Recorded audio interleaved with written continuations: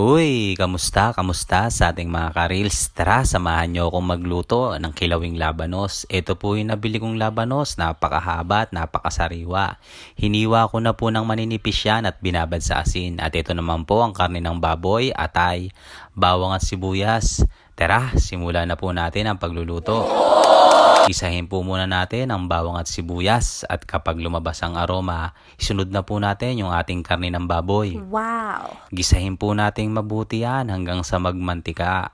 At kapag okay na po, lagyan na po natin ng paminta para may kaunting kagat. At ang bili ni nanay, magic sarap lagi ang ilagay para mas masarap. Yes! At ang bili naman ni lolo, sili para may kaunting anghang. Yes! Lutuin pa po natin yung mas maigi at para magmantika.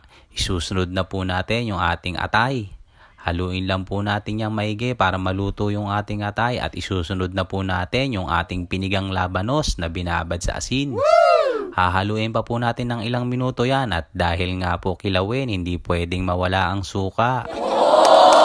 At syempre, para mas malinamnam at mas makulay, lalagyan natin ng kaunting toyo. At ang panghuli, yung ating pong asukal. Depende po sa inyo kung ganong katamis at ganong kaasim. Kayo na po ang bahalang mag-adjust. At mamaya, ready na po yan. Ano pang gagawin? Rat-rata na. Kainan na!